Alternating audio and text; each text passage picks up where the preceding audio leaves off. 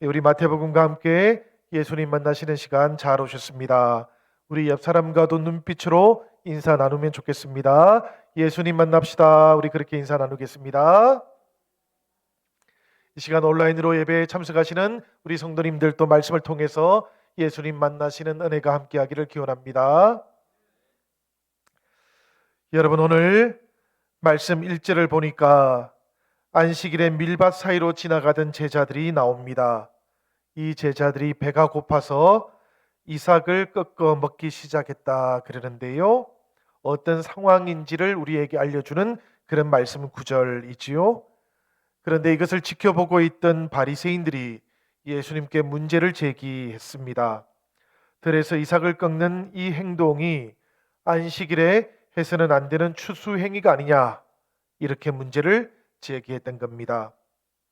아마도 이런 바리새인들의 문제 제기는 랍비들 사이에서는 이것이 정말로 안식일을 어긴 것이냐 혹은 그렇지 않으냐 하는 것을 두고 약간의 논란거리가 되기도 했던 것 같습니다. 이런 바리새인들의 문제 제기 앞에서 예수님은 무엇이라고 답변을 했을까요? 우리가 읽었던 3절에서 8절까지의 말씀이 예수님의 대답 부분인데, 이 부분을 우리가 다시 한번 읽어보면 좋겠습니다. 우리 다 같이 3절에서 8절까지의 말씀, 조금 길지만 한번 읽어보도록 하겠습니다. 다 같이 읽겠습니다. 예수께서 이르시되 다윗이 자기와 그 함께한 자들이 시장할 때에 한 일을 잊지 못하였느냐? 그가 하나님의 전에 들어가서 제사장 외에는 자기나 그 함께한 자들이 먹어서는 안 되는 진설병을 먹지 아니하였느냐? 또 안식일에 제사장들이 성전 안에서 안식을 범하여도 죄가 없음을 너희가 율법에서 읽지 못하였느냐? 내가 너희에게 이르노니 성전보다 더 큰 이가 여기 있느니라. 나는 자비를 원하고 제사를 원하지 아니하노라 하신 뜻을 너희가 알았더라면 무죄한 자를 정죄하지 아니하였으리라. 인자는 안식일의 주인이니라 하시니라. 이 대답을 보면 우리 예수님께서는 제자들이 안식일을 범한 것이 맞는지 혹은 그렇지 않은지에 대해서는 대답을 하지 않으십니다. 그런데 그 대신에 예수님께서는 보다 근본적인 대답을 하고자 하시는 것 같습니다. 바로 예수님 자신이 안식일의 성취이시기 때문에 그 자신뿐만 아니라 자신의 제자들까지도 안식일 율법 자체에 얽매일 필요가 없게 되었다라고 그렇게 대답을 해주시는 것이지요. 예수님의 이 대답을 조금 나누어서 우리가 크게 네 부분으로 한번 살펴볼 수가 있겠습니다. 제일 먼저는 3절과 4절에 나오는 다윗과 진설병에 대한 이야기입니다. 그리고 그 다음에는 5절과 6절에 나오는 성전과 예수님에 대한 말씀이고요. 7절은 제사보다 자비가 우선한다는 이 안식일법의 정신에 대한 말씀입니다. 그리고 마지막으로 8절에는 안식일의 주인이 누구인가에 대한 선언에 대한 말씀이지요. 우리가 이것을 차례대로 한번 살펴볼 텐데, 먼저는 예수님의 첫 번째 대답, 다윗이 안식일법을 어겼던 그 사건에 기초한 예수님의 대답을 한번 살펴보려고 합니다. 우리 사무엘상 21장 1절에서 6절까지의 말씀과 관련되어 있는 본문 말씀이에요. 여러분, 우리가 조금 길지만 다시 한번 더 읽어볼 겁니다. 사무엘상 21장 1절에서 6절 말씀 한번 우리 같이 읽도록 하지요. 다 같이 읽겠습니다. 다윗이 노베 가서 제사장 아히멜렉에게 이르니 아히멜렉이 떨며 다윗을 영접하여 그에게 이르되 어찌하여 내가 홀로 있고 함께하는 자가 아무도 없느냐 하니, 다윗이 제사장 아히멜렉에게 이르되 왕이 내게 이를 명령하고 이르시기를 내가 너를 보내는 것과 내게 명령한 일은 아무것도 사람에게 알리지 말라 하시기로 내가 나의 소년들을 이러이러한 곳으로 오라고 말하였나이다. 이제 당신의 수중에 무엇이 있나이까? 떡 5덩이나 무엇이나 있는 대로 내 손에 주소서 하니, 제사장이 다윗에게 대답하여 이르되 보통 떡은 내 수중에 없으나 거룩한 떡은 있나니 그 소년들이 여자를 가까이만 하지 아니하였으면 주리라 하는지라. 다윗이 제사장에게 대답하여 이르되 우리가 참으로 3일 동안이나 여자를 가까이 하지 아니하였나이다. 내가 떠난 길이 보통 여행이라도 소년들의 그릇이 성결하겠거든. 하물며 오늘 그들의 그릇이 성결하지 아니하겠나이까 하매 제사장이 그 거룩한 떡을 주었으니 거기는 진슬병 곧 여호와 앞에서 물려낸 떡밖에 없었음이라. 이 떡은 더운 떡을 드리는 날에 물려낸 것이더라. 이 말씀은 여러분 다윗이 사울에게 쫓겨 다니던 어느 날 있었던 이야기입니다. 너무나 시장에서 제사장이었던 아히멜렉에게 떡을 달라 그렇게 말을 했는데 아히멜렉이 제사장만 먹을 수 있도록 허락되어 있던 그 떡을 주었던 장면이지요. 이 성막 안에 있었던 떡은 어떤 떡인고 하면 금상 위에 촛대와 함께 놓여지게 되는 12개의 따끈따끈한 떡을 말하는 겁니다. 12개인 이유는 아시겠죠, 여러분? 이스라엘의 12지파를 상징하는 겁니다. 이 떡은 본래 제사장이 매주 금요일에 구워서 그 다음 날인 안식일에 하나님께 바치는 떡이기도 했습니다.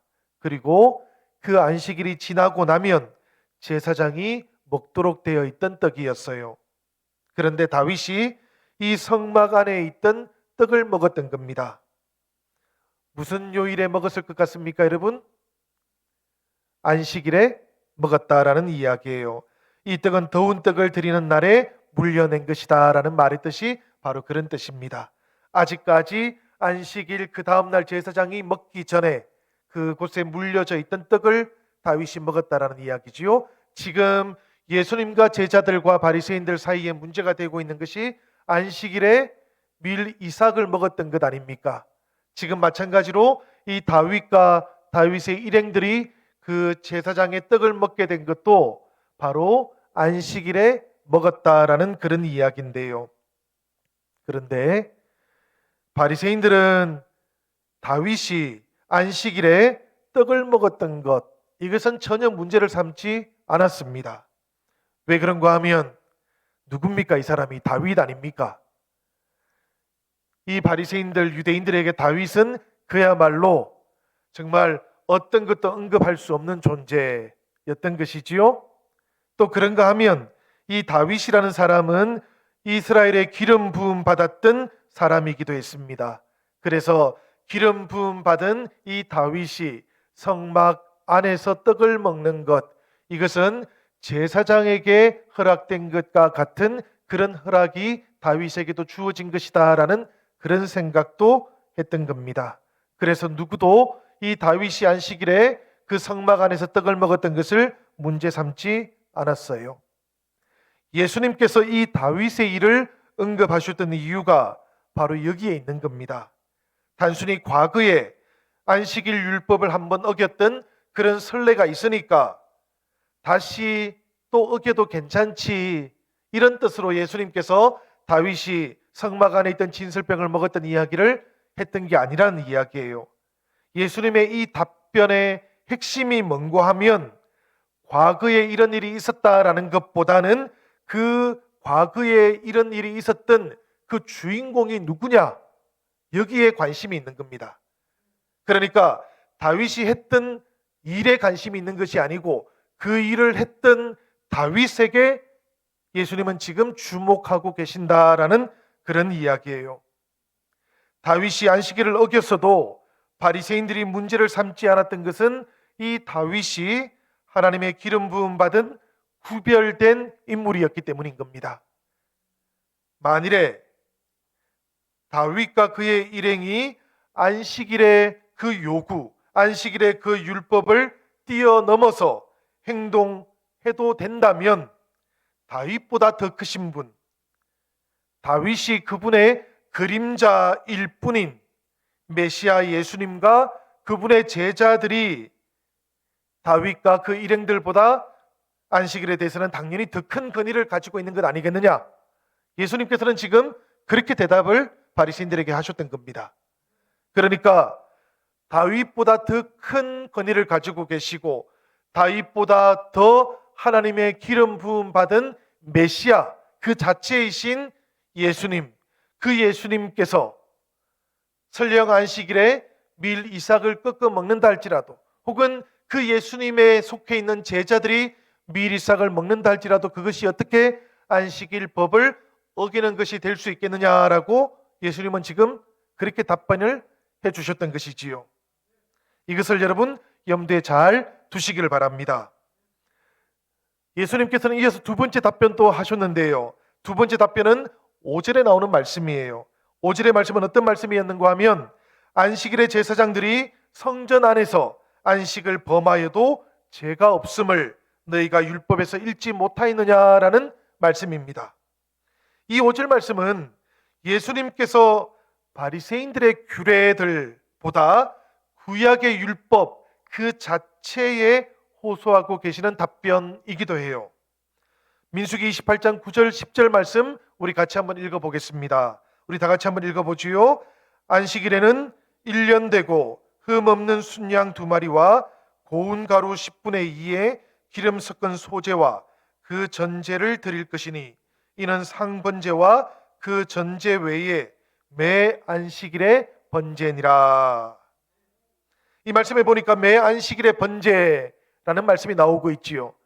그러니까 안식일에 하나님께 드려야 되는 희생물과 제사법에 대한 율법 규정이 지금 이 민수기에 나오고 있다라는 그런 이야기인데, 그런데 이 말씀 속에서 지금 한 가지 언급되고 있지는 않지만 이미 전제되고 있는 게 있어요. 그게 뭔가 하면 이 희생물을 드리기 위해서 제사장들은 안식일에도 엄청나게 일을 해야만 했다라는 이야기입니다. 더 정확하게는 제사장들은 이 희생물을 드리는 제사를 위해서는 안식일에 일을 해도 된다라는 그런 이야기예요. 그래서 제사장들의 이 일은 안식일 규정에 저촉을 받지 않았다라는 이야기입니다. 그리고 이것을 구약 성경은 이 제사장의 일들이 성전 안에서 이루어지는 일이었기 때문이다라고 그렇게 우리에게 알려줍니다. 안식일 규정이 있고 율법에는 성전에 대한 규정이 있어요. 그런데 안식일 규정보다도 성전 규정이 제사장들에게는 더 1차적이었던 것이지요. 더 상위법 같은 것이었다라는 그런 이야기입니다. 그래서 이 성전 규정 안에서 일을 했던 제사장들은 비록 안식일 규정은 범했지만 그렇다고 해서 율법을 어기는 것은 되지 않는다라는 것이 핵심이라는 이야기입니다. 예수님께서는 안식일 규정과 성전 규정의 이런 관계들이 메시아로 오신 자신과 안식일 사이에도 그대로 적용되는 것이다 라고 그렇게 지금 말씀하고 계시는 거예요. 그래서 이 말씀을 하신 다음에 예수님께서는 바리새인들에게 곧바로 무슨 말씀을 하셨는가 하면, 성전보다 더 큰 이가 여기 있다라고 그렇게 말씀하셨던 겁니다. 여러분, 이 예수님의 말씀, 이 선언의 의미는 아주 분명해요. 만일에 성전이 혹은 성막이 하나님의 임재하시는 장소라고 하는 그 역할 때문에 안식일보다 더 큰 의미를 가지는 것이라면, 그 성전의 역할을 성취하시고 성전 자체를 대체하게 되시는 예수님은 당연히 안식일보다 더 큰 분이 되시는 것이지요. 안식일보다 예수님은 더 큰 권위를 가지시는 겁니다. 그러니까 안식일 규정에 예수님은 어떤 제약도 받지 않으신다라는 그런 이야기예요. 성전 되시는 예수님 안에 계시는, 안에 있는 그 제자들도 역시 마찬가지 원리로 안식일 규정에 구속받지 않게 되었다라는 그런 의미입니다. 하나님의 임재하심이 예수님에 의해서 성취되었다라는 것, 이것을 보여주는 것은 그렇기 때문에 마태복음에서는 대단히 중요합니다, 여러분. 예수님에 의해서 하나님의 임재하심이 성취되었다. 예수님께서 우리에게 오심으로써 하나님의 임재하심이 우리에게 이루어진 것이다. 여러분, 하나님의 임재하심은 본래 어디에서만 이루어졌던 일입니까? 성막 안에서도 특별히 지성소에서만 이루어졌던 일이지 않습니까?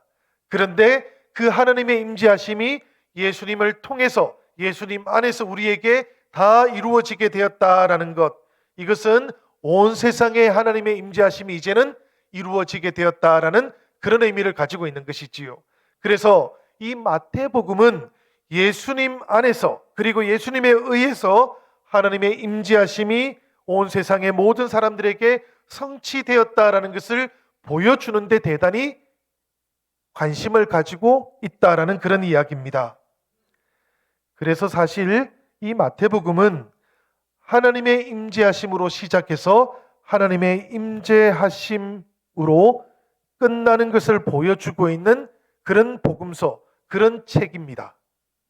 여러분, 예수님의 메시아 계보가 나온 다음에 곧바로 마태복음 1장에는 보면 예수님 탄생에 대한 이야기가 나오지 않습니까? 그 예수님의 탄생에 대한 이야기가 어떻게 마무리되고 있는가 하면 이렇게 마무리가 돼요. 마태복음 1장 23절의 말씀인데 우리 다 같이 한번 읽어보도록 하겠습니다.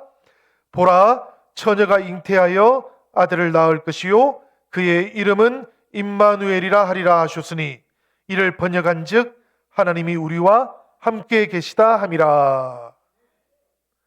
이 말씀을 보니까 예수님과 함께 하나님의 임재하심이 이루어졌다라는 것을 예수님의 탄생에서부터 이미 선포하고 있는 것이지요. 그런데 여러분, 이 마태복음의 마지막 장인 28장의 마지막 구절이 20절입니다. 이 마태복음 28장 20절의 말씀도 우리가 한번 읽어보지요. 어떻게 끝나고 있는지를 여러분들 유심히 한번 살펴보시기를 바랍니다. 다 같이 읽겠습니다. 내가 너희에게 분부한 모든 것을 가르쳐 지키게 하라. 볼지어다 내가 세상 끝날까지 너희와 항상 함께 있으리라 하시니라. 이 말씀에도 보니까 마지막에 임마누엘의 약속이 주어지고 있지 않습니까? 예수님께서 부활하셔가지고 세상 끝날까지 너희와 함께 하시겠다라고 그렇게 말씀하고 있는 것이지요. 그러니까 이 마태복음이라고 하는 책은 처음부터 끝까지 하나님의 임재하심이 예수님 안에서 성취되었다라는 것을 보여주려고 하는 그런 목적을 가지고 있는 책이다라는 이야기입니다. 그리고 하나님의 임재의 장소였던 그 성전을 대신하시는 그 예수님 안에서 사람들은 하나님을 만날 수 있다라고 그렇게 알려주는 책이에요. 그 예수님을 믿으면 사람들은 하나님의 자녀가 될 수 있다라고 그렇게 알려주고 있는 책이라는 이야기입니다. 그 예수님께서 우리들에게 기쁜 소식이 되신다. 그 예수님께서 복음이시다라는 것을 우리에게 보여주려는 책이다라는 것을 우리가 이 임마누엘의 약속을 통해서 확인할 수 있다라는 그런 이야기지요. 이렇게 3절에서는 다윗의 그리보다 크신 메시아 되심을 통해서 안식일 규정에 제약받지 않으시는 예수님이 지금 소개되는 것이고요.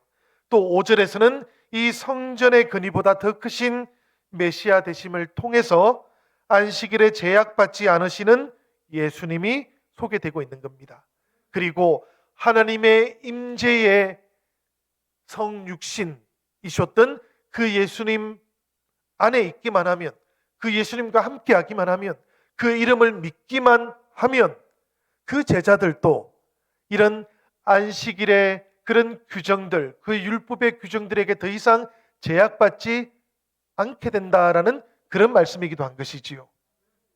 예수님께서 바리새인들에게 답변을 이렇게 하셨던 이유인 겁니다. 이것이 세 번째 답변은 어떤 내용이었습니까? 이렇게 성전보다 더 큰 근위를 가지고 계신 예수님께서 진정으로 원하시는 것, 이 안식일에 원하는 것이 무엇인가를 우리에게 알려주는 말씀인 것이지요. 그 말씀이 바로 제사가 아니라 자비다라는 것을 지금 알려주고 있는 것인데요.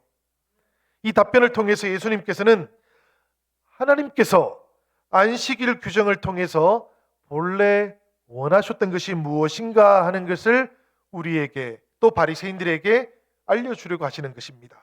여러분, 안식일이 제사가 아니라 자비를 원하는 것이다 라고 하신 예수님의 이 말씀의 뜻은 안식일이라고 하는 것이 사람을 위해서 제정된 것이다 라는 그런 뜻입니다. 안식일이라고 하는 제도가 사람에게 짐을 지우기 위해서 만들어진 것이 아니고 하나님의 자비의 표현으로 사람들에게, 우리에게 주어지게 된 것이다 라는 그런 뜻인 것이지요.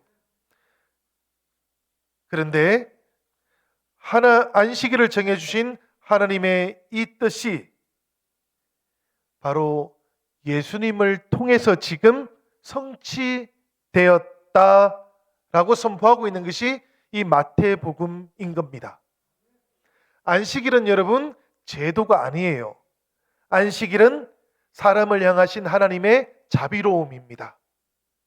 그리고 안식일이 되면 반드시 나타나야 하는 하나님의 자비가 있는 것이지요. 사람들은 본래는 일요일부터 금요일까지 열심히 일을 합니다. 그지요? 섬기고 살아갑니다. 그 일을 하고 섬기며 살아가는 그 삶의 목적이 무엇이었던가 하면 안식에 도달하기 위한 것이에요. 일요일부터 금요일까지의 모든 날들의 목적은 무엇인가 하면 안식일인 겁니다. 이 안식일은 하나님의 약속이 담겨져 있던 날이었던 것이에요. 그런데 이 안식일이 우리에게 온전하게 나타나게 된 것이지요. 누구를 통해서 나타났는가 하면 예수님을 통해서 나타난 겁니다. 예수님을 통해서 하나님께서 안식일에 나타내고자 하셨던 그 자비로움, 그 사랑을 이 세상에 보여주셨던 것이지요. 예수님께서는 그 예수님의 사랑을 통해서 하나님의 이 안식일의 목적을 이 땅에 다 이루어 주셨던 겁니다. 그러니까 예수님은 안식일을 성취하신 분이신 거예요. 본래는 이럴 것 같습니다. 하나님께서 이 세상을 만들고 난 다음에 에덴에서 하나님의 사람들이 하나님과 동거동락하면서 정말 하늘의 축복을 누리면서 살도록 했을 것 같아요. 그렇지요? 그런데 이 에덴에서 하나님께 불순종했던 사람들이 추방당하지 않습니까? 추방당했던 그때부터 하나님께서 새하늘과 새 땅을 만들기까지의 모든 역사는 바로 하나님의 안식을 향해서 한 걸음씩 한 걸음씩 나아가고 있었던 것이지요. 그런데 문제는 이 하나님의 안식으로 향해 나아가고 있던 이 땅의 역사가 계속해서 하나님께 불순종하는 그 불순종의 역사를 반복했던 겁니다. 하나님의 자비로움이 이 세상과 사람들을 위해서 역사 속으로 나타나고 등장하게 되었던 거예요. 그것이 바로 예수 그리스도의 사건이었다라는 겁니다. 그러니까 본래는 역사의 마지막에 나타나게 될 하나님의 안식의 그 목적이 예수님을 통해서 이 살아가고 있는 역사 한가운데에 앞서서 나타나게 되었다라는 이야기인 것이죠. 그러니까 예수님은 바로 안식의 목적이 우리가 살아가고 있는 이 역사 속에서, 시간 속에서 이루어지게 되었다라는 그런 의미입니다. 우리가 7절의 말씀 한번 같이 읽어보겠습니다. 다 같이 이 7절 말씀을 읽겠습니다. 나는 자비를 원하고 제사를 원하지 아니하노라 하신 뜻을 너희가 알았더라면 무죄한 자를 정죄하지 아니하였으리라. 이 말씀을 보면 여러분, 말씀 9절의 마지막 부분에 무죄한 자라는 말이 나오지요. 이 무죄한 자가 누구를 가리키는 것일까요? 이들은 지금 예수님과 함께 있는 제자들, 지금 막 안식일에 밀 이삭을 꺾어 먹었던 그 제자들을 말하는 겁니다. 이 제자들이 무죄한 이유는 무엇인가 하면 그들이 바리새인들의 안식일 규례들, 율법을 범하지 않았기 때문이 아니에요. 이 제자들이 하나님의 자비하심의 표현으로 주어진 안식일을 성취하신 예수님과 지금 함께하고 있기 때문에 그들은 무죄한 자인 겁니다. 그래서 예수님께서는 당신의 제자들이 안식일에 하지 못할 일을 하고 있다라는 이 바리새인들의 문제 제기에 대해서 제자들은 무죄하다라고 말씀하신 다음에 최종적으로 이렇게 선언하고 계시는 겁니다. 8절의 말씀이에요. 인자는 안식일의 주인이니라. 여러분, 인자는 안식일의 주인이다라는 이 말씀을 여러분들은 굉장히 많이 들어보셨을 겁니다. 이 말씀을 여러분들은 어떻게 이해해 오셨는지 조금 궁금합니다. 본래 이 말씀의 뜻은 이런 뜻이에요. 구약 성경을 보면 안식일의 주인은 누구인고 하면 하나님이십니다. 우리가 십계명을 보면 네 번째 계명이 있지요, 그죠? 안식일을 거룩하게 지키라 라는 말씀이 나옵니다. 그런데 여러 말씀들이 있지만 그 십계명 네 번째 말씀의 마지막 절에는 보면 이날은 여호와의 안식일이다라고 그렇게 되어 있어요. 여호와의 안식일이다라는 이 말의 뜻은 뭔가 하면 안식일은 여호와의 것이다라는 이런 의미인 겁니다. 그날은 사람에게 속해 있는 것이 아니고 하나님께 속해 있는 날이고 이 안식일은 하나님의 주권이 나타나는 날이다라는 그런 의미를 가지고 있습니다. 우리가 레위기 23장 3절 말씀 한번 같이 읽어보지요. 우리 안식일 규정에 대한 말씀인데 다 같이 한번 읽어보겠습니다. 시작. 엿새 동안은 일할 것이요 일곱째 날은 쉴 안식일이니 성회의 날이라. 너희는 아무 일도 하지 말라. 이는 너희가 거주하는 각처에서 지킬 여호와의 안식일이니라. 안식일에 대한 규정인데 특별히 안식일에 대해서 어떻게 규정하고 있는가 하면 이 날의 주권이 누구에게 있는가, 이 날의 주인이 누구인가 하는 것을 밝히고 있다라는 그런 이야기입니다. 그런데 지금 안식일에 대한 하나님의 이 고유한 주권이 마태복음에서는 달라지고 있다는 이야기입니다. 우리가 읽었던 이 마태복음 12장 8절을 보면 인자이신 예수님에 의해서 지금 안식일의 주인은 인자이신 예수님이시다라고 그렇게 선포되고 있다라는 이야기예요. 안식일 제도를 통해서 기다려져 왔던 그 영원한 안식, 그 구속함, 그 구원을 예수님께서 제공해 주심으로 안식일에 대한 하나님의 궁극적인 의도와 목표가 지금 예수님 안에서 다 성취되었기 때문인 겁니다. 그래서 이 복음서는 인자가 예수님께서 안식일의 주인이시다. 안식일은 예수님의 주권이 온전히 행사되는 날이다라고 그렇게 선포하고 있는 것이지요. 그렇다면 여러분, 이제 예수님의 시대, 이 예수님의 시대에 진정으로 중요해지는 것은 무엇이겠습니까? 바리새인들처럼 안식일 율법 조항들을 문자 그대로 지키는 것일까요? 아니면 안식일의 주인 되시는 그 예수님을 메시아로 영접하는 것일까요? 당연히 안식일의 주인이신 그 예수님을 메시아로 영접하는 겁니다. 그래야만 그분 안에 있는 참된 안식, 구속함, 그 구원을 우리가 받아 누릴 수 있기 때문에 그런 것이지요. 이것이 가장 중요해요. 이것이 가장 중요한데 예수님의 제자들은 이 안식일의 주인이신 예수님과 지금 함께 있는 겁니다. 그렇기 때문에 더 이상 구약의 안식일 율법을 있는 그대로는 지킬 이유가 없어지게 되었다라는 그런 이야기지요. 이것을 우리가 잘 이해하면 좋을 것 같습니다. 예수님께서는 안식일을 폐지하러 오신 분이 아니셔요, 여러분. 지금 예수님께서는 무엇을 성취하셨습니까? 안식일의 목적을 성취하셨지 않습니까? 그러니까 예수님께서는 안식일을 폐지하러 오신 분이 아니시고 오히려 그 안식일을 성취하러 오셨던 분이시고 이제 안식일의 근본적인 목적이 예수님 안에서 성취가 된 겁니다. 그렇기 때문에 이 예수님을 주님으로 받아들인 제자들도 안식일의 밀밭에서 행한 행동에도 불구하고 제자들은 지금 무죄한 겁니다.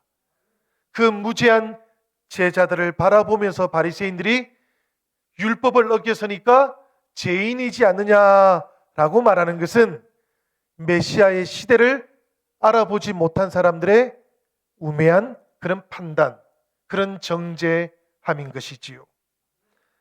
그러니 제자들의 무죄함은 예수님께서 안식일을 폐지하셨기 때문이 아니라 안식일을 성취하셨기 때문이다라는 것을 우리가 기억하는 것이 대단히 중요합니다, 여러분. 지금 저는 바리새인들이 안식일에 예수님의 제자들이 밀밭에서 미리삭을 꺾어서 먹는 것을 보고 저것이 율법을 어긴 것이 아닌가, 저것이 율법을 어겼기 때문에 죄인들이지 않은가, 당신의 제자들은 왜 안식일에 율법을 어겨서 죄인이 되었는가라고 물었던 그 물음에 예수님께서 답변을 하셨던 방식이에요. 이 유사한 상황이 9절부터 13절까지의 말씀에도 또 한 번 이어지고 있는 겁니다.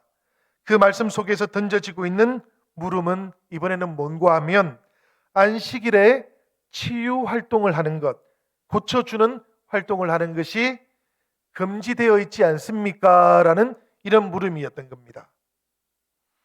율법에 따라서 본래 안식일에 허용되고 있던 치유 활동이 있었어요.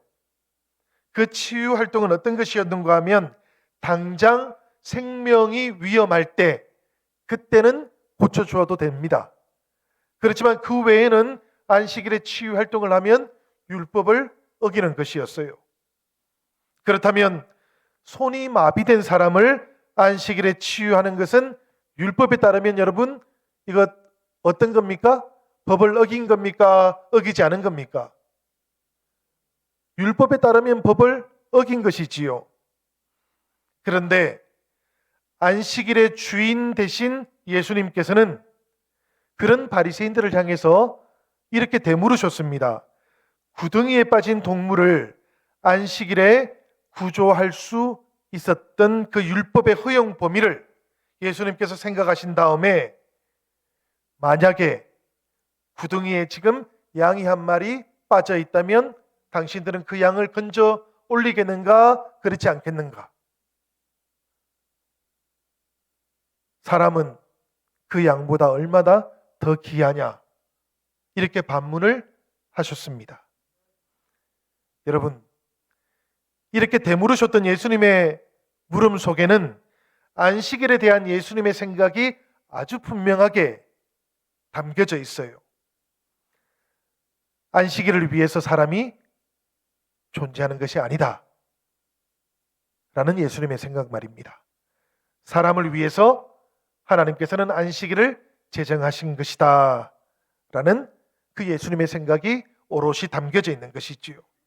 그러니까 하나님의 자비가 나타나는 것, 이것이 안식일을 제대로 지키는 것이다 라는 그런 의미예요. 안식일에 제사를 드리기 위해서 성전으로 가다가 형제 혹은 자매와 다툰 일이 생각나거든 빨리 돌아가서 화해를 하고 다시 제사를 드리라라고 하셨던 예수님의 말씀의 의미도 바로 여기에 있는 겁니다. 이것은 화해하는 것하고 하나님께 제사를 드리는 것하고 두 개를 놓고 어떤 것이 더 중요하냐 그렇지 않느냐 이런 말씀의 의미가 아니에요, 여러분. 그보다는 안식일에 제사를 드리는 것의 참된 의미가 무엇이냐 하는 것입니다. 사람을 향하신, 세상을 향하신 하나님의 자비하심이라고 하는 그것을 빼놓고 제도만 지키는 제사, 예배, 희생을 드리는 것, 이런 것은 아무런 의미가 없는 것이다라는 이야기예요. 그러다 보면 자칫하면 사람을 안식일을 위해서 존재하게끔 만들어 버릴 수 있다라는 그런 이야기입니다. 이 말씀은 그렇기 때문에 안식일이라고 하는 것은 사람을 살리기 위한 안식일이 되어야 한다라는 그런 예수님의 대답이 담겨져 있는 것이지요. 선을 베푸는 안식일이 되어야 한다라는 예수님의 말씀이기도 한 것입니다.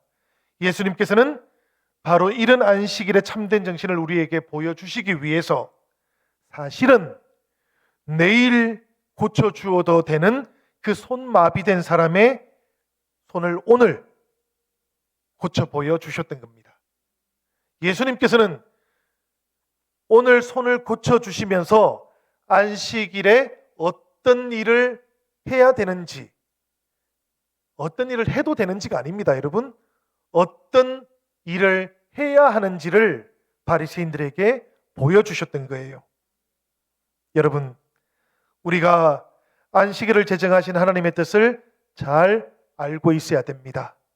그리고 우리들을 위해서 하나님의 자비를 보여주시기 위해서 안식일을 제정해 주셨던 하나님의 그 마음도 우리가 잘 알고 있어야 돼요. 그 하나님의 마음을 우리가 깊이 생각하지 않으면 자칫 하나님께서 긍휼히 여기시고 은혜로 베풀어 주셨던 제도를 이용해서 오히려 사람을 다치게 하거나 사람을 심판하거나 사람을 정죄할 수 있기 때문입니다. 여러분, 우리가 신앙생활을 하는 이유가 어디에 있겠습니까? 하나님을 영화롭게 하기 위한 것이고요, 하나님의 그 뜻을 우리가 온전히 이루어가기 위한 것이지요. 우리가 교회라고 하는 제도를 가지는 것, 이 교회 안에서 우리가 모여서 예배를 드리고 신앙생활을 하는 이유도 어디에 있겠습니까? 바로 이 예배와 이 교회라고 하는 제도와 이 신앙생활이라고 하는 그 제도를 통해서 하나님의 그 긍휼히 여기시는 마음, 은혜를 베풀고자 하시는 그 마음, 하나님의 그 사랑의 마음을 우리도 이루려고 하는 것이지 않겠습니까? 그러니 어떤 경우에도 신앙이라고 하는 이름으로 사람을 정죄하면 안 되는 겁니다. 비판하지 말라고, 비난하지 말라고, 심판하지 말라고 예수님께서 말씀하셨던 그 말씀의 뜻이 여기에 있는 겁니다. 어떤 경우에도 선후가 바뀌면 안 된다라는 그런 뜻을 담고 있는 것이지요.